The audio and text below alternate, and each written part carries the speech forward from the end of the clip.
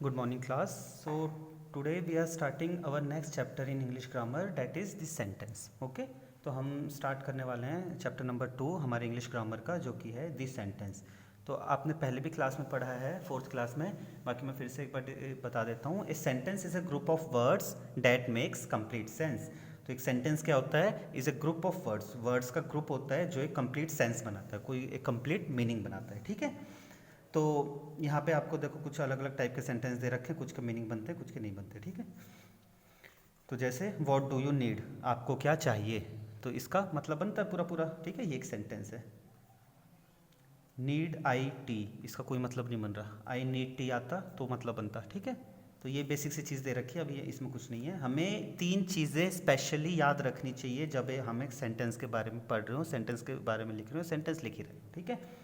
सबसे पहली चीज़ होती है, अब ये नहीं है कि हम वर्ड्स को किसी ऐसे 4-5 वर्ड को उठा के लिख दिया और वो सेंटेंस बन गया. नहीं, हमने सबसे पहले क्या पढ़ा कि एक कंप्लीट सेंस बनाना चाहिए, और कंप्लीट सेंस बनने के लिए उसे पर्टिकुलर एक ऑर्डर में होना चाहिए. ठीक है? Subject object. ठीक है? Subject verb object. वर्ब बहुत ज़रूरी होता है हमारे एक सेंटेंस के लिए. ठीक है?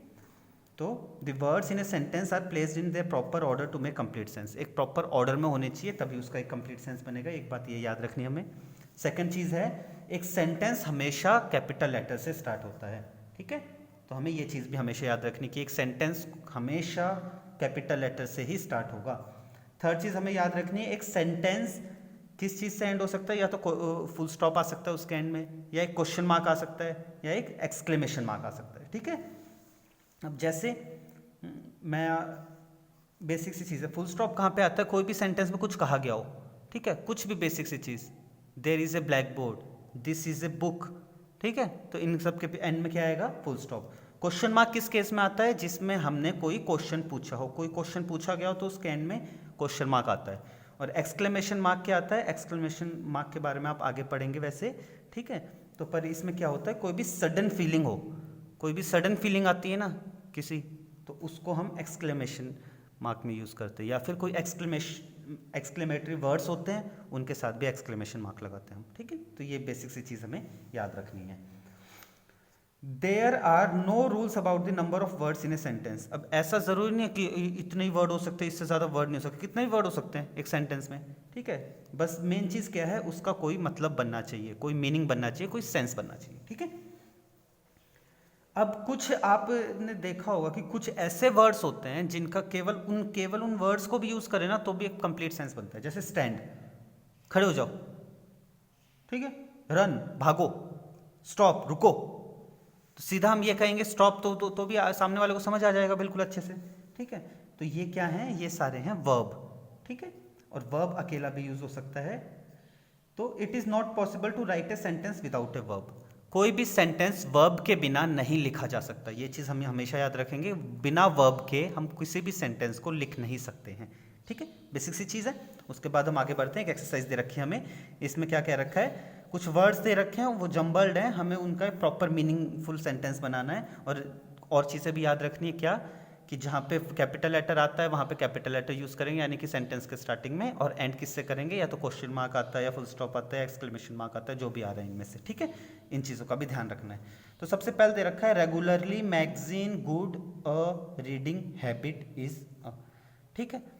तो यहाँ पे मेरे को क्या समझ आ रहा है? हैबिट का जिक्र है, रेगुलरली मैगजीन पढ़ने से एक अच्छा हैबिट होता है, ऐसा कुछ जिक्र कर रहे हैं. ठीक है? तो इसमें हम क्या करेंगे? इसमें हम स्टार्ट कर रहे हैं ऐसे, रीडिंग एक गुड नहीं, reading a magazine regularly is a good habit. ठीक है? डेली मैगजीन पढ़ना एक अच्छी आदत है. ठीक है? नेक्स्ट देख लेते हैं, should magazine I which read, और इन्होंने ब्रैकेट में लिख रखा है क्वेश्चन. तो यानी कि यहाँ पे क्वेश्चन पूछा गया है. तो क्वेश्चन पूछा गया है तो मोस्टली तो हम क्या यूज़ करते हैं? डब्ल्यू एच फैमिली से स्टार्ट होता है. तो यहाँ डब्ल्यू एच फैमिली वाला विच है, तो which magazine should I read. मुझे कौन सी मैगजीन पढ़नी चाहिए। इसी तरीके से ही आपको फिलअप करना है, ठीक है। ये बाकी के अपने आप करेंगे, 2 मैंने करके दिखा चुके हैं आपको, ठीक है। नेक्स्ट की तरफ बढ़ते हैं। Change these groups of words into meaningful sentence by adding some words to them. अब इनका हमें एक मीनिंगफुल सेंटेंस बनाना है। हमें कुछ ग्रुप ऑफ वर्ड्स दे रखे हैं, उनके साथ कुछ वर्ड्स जोड़ के और हमें एक मीनिंग बनाना है, ठीक है। तो ये तो बहुत सिंपल सा है।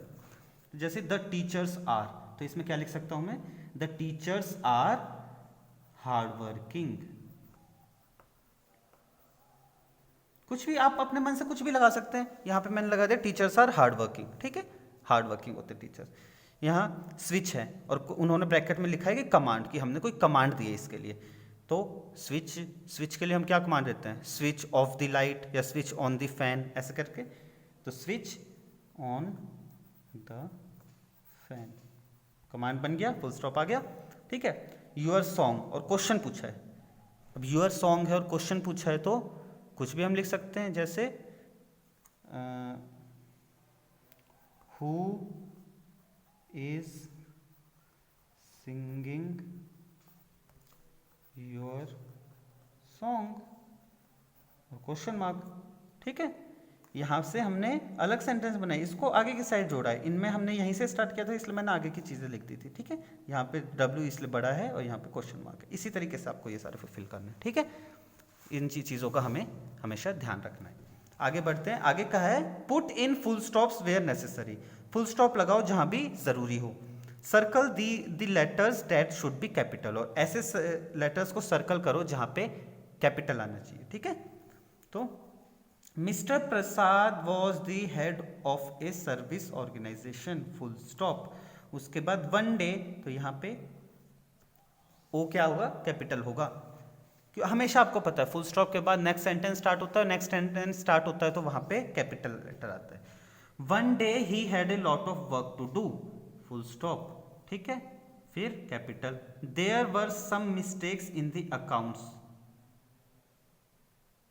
ऑल्सो, ठीक है, फुल स्टॉप। फिर capital letter. This had upset him, full stop, फिर capital letter. He sat at his table in an angry mood and did his work, full stop, और फिर capital letter. Just then a visitor entered the room, full stop, और फिर capital letter. He gently called Mr. Prasad, फिर full stop. आगे क्या रखा है, Mr. Prasad paid no attention, यहाँ पे कैपिटल है तो हमें लिखने की जरूरत नहीं है, no attention to him, और फिर फुल स्टॉप और फिर कैपिटल।